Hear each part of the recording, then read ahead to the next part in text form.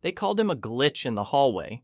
Wang used to be the kind of kid people forgot the second they looked away. Average height, plain face, clothes 2 years out of style, easy to ignore. Except tonight, every person who ever laughed at him would remember his name. It all started at the class mixer in the recreation hall, where 20 of Wang's classmates crowded around a shaky tower of Jenga blocks. The rule was simple. Whoever toppled the tower had to confess a secret.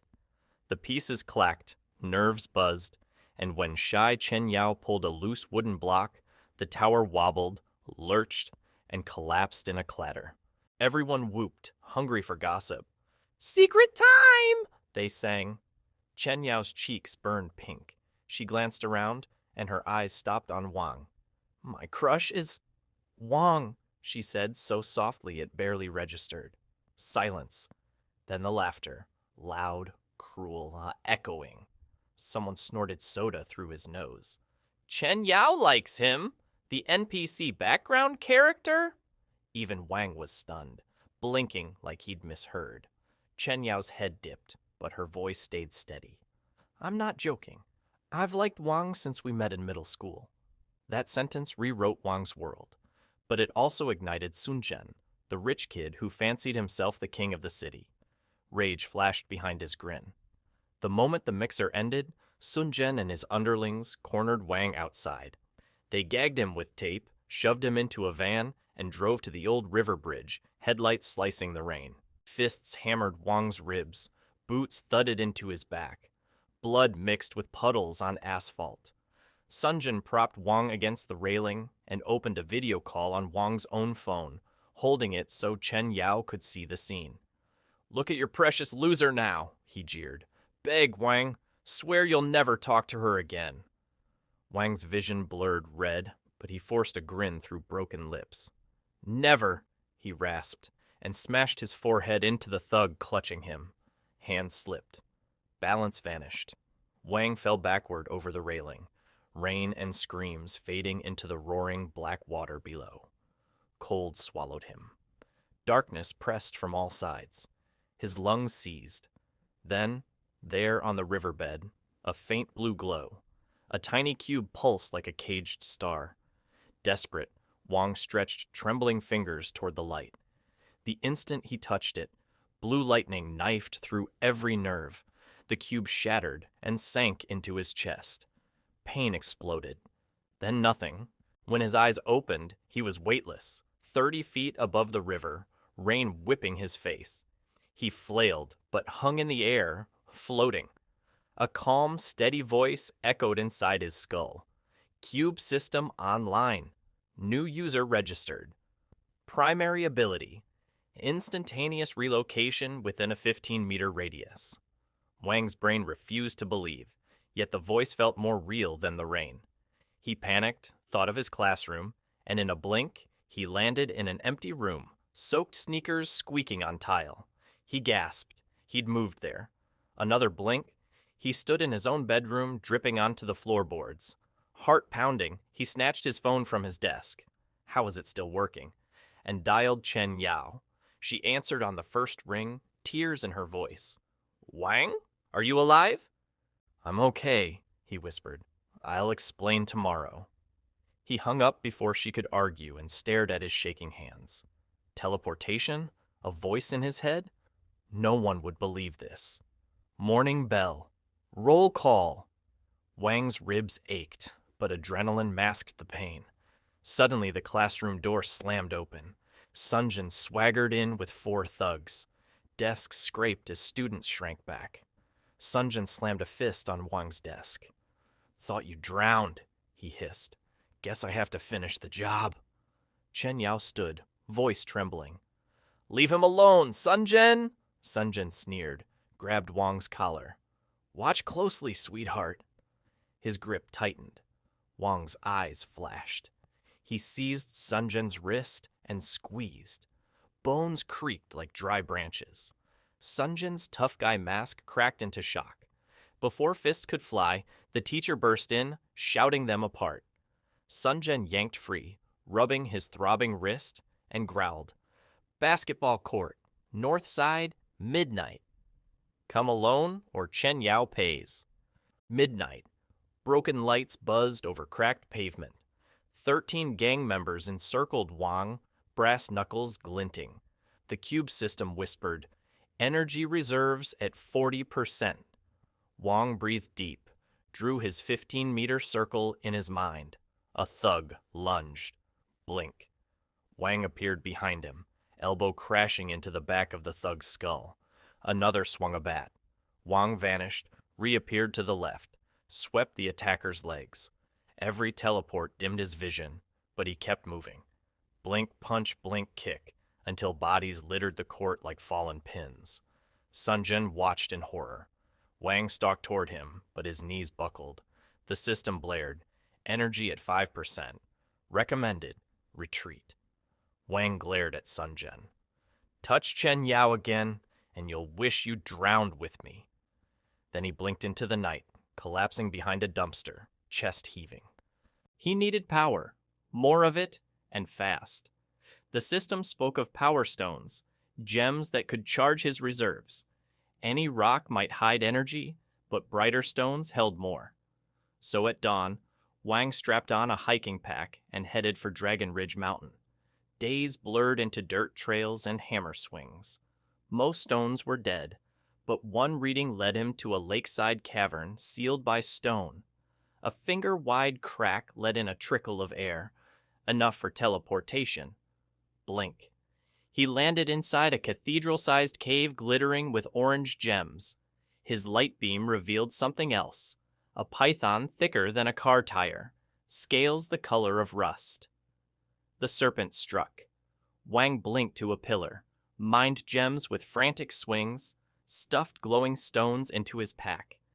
The python's tail whipped, coiled his torso, ribs cracking anew. As blackness crept in, Wang crushed 2 fist-sized gems in his palms. Energy flooded him, muscles swelling.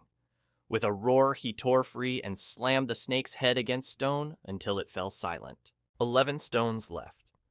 The system suggested synthesizing them into an advanced gem, promising a massive power jump, but it needed 4 days. Wang set the process, pocketed the timer, and trudged home. That night, flashing red and blue lights lit Chen Yao's apartment block. Her mother sobbed to officers. Chen Yao had been kidnapped. Wang's blood turned to ice. He cornered Sun Jian in an alley, fist glowing with residual cube energy.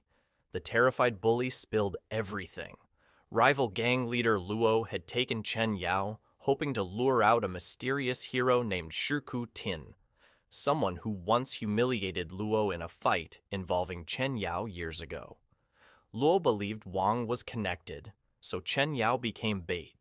Wang didn't care about legends. He cared about Chen Yao. Sun Jian pointed to an unfinished tower, Luo's hideout. 7 hired martial artists guarded each floor. Construction floodlights painted the tower bones a sickly yellow.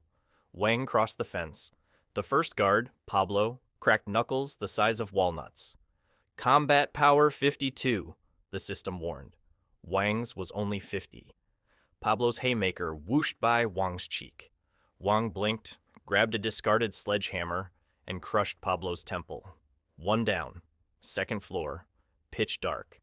Li, assassin of shadow, crept noiselessly. But Wang's spatial sense lit Li like a neon sign. A swift bat swing met Li's groin. Game over. 3rd floor landing, Beowulf awaited, a giant in torn sleeves. He spoke softly. Turn back. Wang swung first, but Beowulf caught his arm, snapped it with a crack, and hurled Wang through a pillar. Dust choked the corridor. The system counted down. Advanced gem synthesis complete in 60 seconds. Construction floodlights painted the tower bones a sickly yellow. Wang crossed the fence. The first guard, Pablo, cracked knuckles the size of walnuts. Combat power 52, the system warned. Wang's was only 50. Pablo's haymaker whooshed by Wang's cheek. Wang blinked, grabbed a discarded sledgehammer, and crushed Pablo's temple. 1 down. 2nd floor. Pitch dark. Li, assassin of shadow, crept noiselessly. But Wang's spatial sense lit Lee like a neon sign. A swift bat swing met Lee's groin. Game over. Third floor landing, Beowulf awaited, a giant in torn sleeves. He spoke softly. Turn back. Wang swung first, but Beowulf caught his arm, snapped it with a crack, and hurled Wang through a pillar. Dust choked the corridor. The system counted down. Advanced gem synthesis complete in 60 seconds. Beowulf lifted Wang by the throat. Weak, he spat. Wang's vision tunneled, but he forced a grin. 10 seconds left. Beowulf cocked a fist. 0. Blue light surged from Wang's chest, bones knitting, muscles hardening. He tore free, cocked his own fist, and struck. Concrete wall exploded outward as Beowulf sailed into open air. Upstairs, security monitors flickered. Luo slammed a fist onto the desk. 2 final guards remained. Million Stone, a hulking taekwondo savant, and Jade, a lithe woman wearing a silver suppression bracelet. Wang's pulse hammered as he climbed. The system flashed. Psychological stress critical. He wiped blood from his lip. Not stopping. Million Stone met him on the 5th floor corridor, cracking ankles and knuckles in unison. Wang dove, teleporting behind, but Million anticipated, spinning a heel kick that shattered a support beam. Dust rained. They traded blows, Wang's speed versus Million's technique, until Wang fainted low, blinked high, and axe-kicked Million through the floorboards. The collapse triggered alarms. Steel groaned. Wang sprinted up one more flight and burst onto the rooftop under lightning-shot clouds. Jade awaited, bracelet still on. Remove it, Wang said. I'm in a hurry. She smiled, unlatched the cuff. Power rippled the air. You asked for it. They clashed, her blades of Kai meeting his teleport bursts and sparks. Rooftop tiles shattered. Rain hissed on energy arcs. Jade's speed rivaled his, but Wang's cube sight plotted every move. He trapped her between blinks, seized her wrist, and slammed her into the skylight. Glass shattered. She fell unconscious onto the stairwell below. Only Luo remained. He stood beside a rusted crane arm, Chen Yao bound to its hook, dangling over empty space. Rainwater dripped from her hair. Fear shone in her eyes. Luo clapped slowly. Impressive, kid, but Shirku Tin isn't here, and the girl still falls unless you kneel. Wang stepped forward, every muscle thrumming. Let her go. Trade then, Luo said, tightening the winch. Who are you to her? I'm the reason you're going to regret breathing. Wang blinked, appeared beside Chen Yao, sliced her ropes with a shard of Jade's broken blade, blinked again, landing her safely on the roof's edge. Lu howled, charging with a crowbar. Wang drew his circle, flashed behind Luo, and whispered, Fall. One shove sent Luo over the ledge, screaming into a dumpster 5 stories below. Sirens wailed. Police swarmed the site, finding knocked-out mercenaries, a broken-armed Beowulf, and Luo groaning atop garbage. Wang teleported Chen Yao to the alley behind her apartment, safe from flashing cameras. She stared at him under the street lamp, eyes wide with wonder and tears. You saved me, she whispered. Always, he said, heart thundering louder than any storm. Somewhere below, loot-hungry enemies nursed broken bones and wounded pride. Somewhere above, the cube system hummed, waiting for its master's next command. And for the first time in his life, Wang wasn't invisible. He was unstoppable.